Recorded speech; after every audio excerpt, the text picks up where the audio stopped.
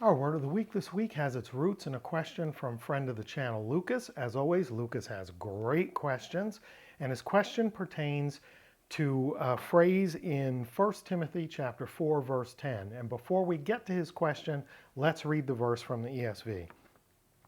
For to this end we toil and strive, because we have our hope set on the living God, who is the Savior of all people, especially of those who believe. So Lucas asked for some clarity on this term especially. In what sense is especially being used? So we're going to take apart the second half of the verse, and we'll get to our word of the week by doing so. Hoti elpikamen epi theos zonti. So hoti, because, elpikamen, this is a perfect tense verb. It's in the first person plural. We have hoped, or we have placed our hope, epitheu, in God, zonti, the living one, in the living God. So because we have placed our hope in the living God, then we get to the second part of that, hos estin, who is soter, Savior, panton anthropon. These two words are in the genitive plural, of all men. Here we could treat it as of all mankind or of all people, because it's inclusive. It is masculine by nature. Anthropos is masculine by nature, but when it's being used in a generic sense, it's mankind or people when it's plural. So he is the Savior of all mankind. Now we get to our phrase in question. Malista piston. Malista, especially, piston is a participle. It's a present active participle, and it's plural. The ones believing, believing ones, people who believe. So, because we've placed our hope in the living God, who is the Savior of all people, especially, or most of all, the ones who believe, believers. Everyone who is a believer is especially being saved by the one who is the Savior of all mankind. So let's look at our word of the week. Malista means most of all, above all, especially, or particularly. It's a superlative of the adverb mala. So mala is like more so. It's related to malon, more. So here, the way it's being used is it's differentiating some people from other people in a superlative way. So the New Testament message is that there's salvation for any and all, and that salvation is from God through Christ. It applies to everyone. God is offering salvation to all people, but the ones who believe have already accessed it. The ones who believed are experiencing it now, while everyone who has not yet believed is either an unbeliever, or we might want to optimistically refer to them as pre-believers. But the ones who believe have accessed this salvation by grace through faith already.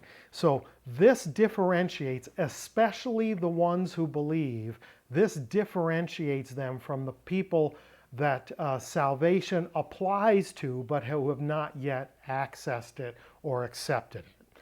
I hope that makes sense. But malista, this adjective, is saying most of all, above all, particularly, especially, differentiating the believers as almost a higher class, because superlative, right? Good, better, best is sort of elevating classes of things, and this is a superlative. The ones who believe are especially experiencing salvation versus those to whom it's offered but who have not yet believed. So I hope that makes sense. I want to take a look at another example of malista differentiating people groups in a negative sense, superlatively. So this is Titus chapter 1, verse 10. For there are many who are insubordinate, empty talkers, and deceivers, especially, malista, those of the circumcision party. So Paul writes to Titus and says, there are plenty of groups of people, there are plenty of people who are problematic, who are troublemakers in the church. But the biggest troublemakers, the ones who are especially troublesome, are the circumcision party, the circumcision group. The people who are arguing that you can't be a Christian if you don't cut your flesh. If you're a Gentile convert and don't cut your flesh, you can't really be a Christian. So he says those are the most troublesome. They're actually advocating needless mutilation as a sign of faith.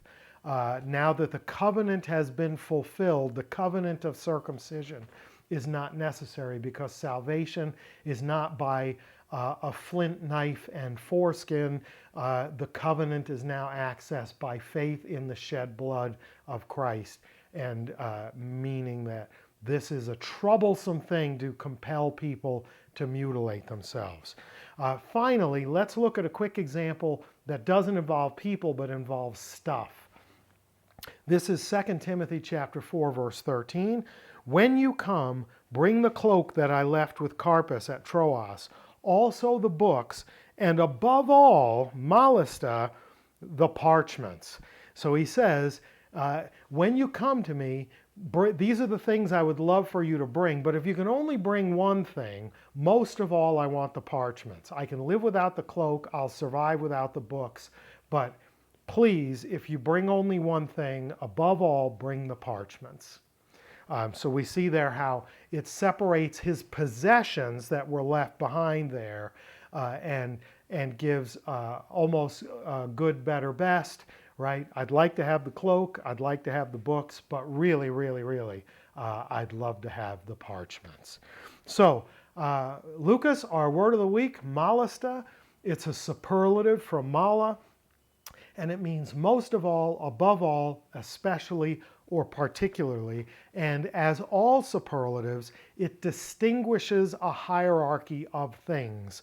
And whether it's breaking out a people group in a positive way with those who believe, in a negative way with the circumcision group, or talking about stuff, or referring to the parchments, the superlative tells us what is at the pinnacle of the hierarchy of that particular group of things.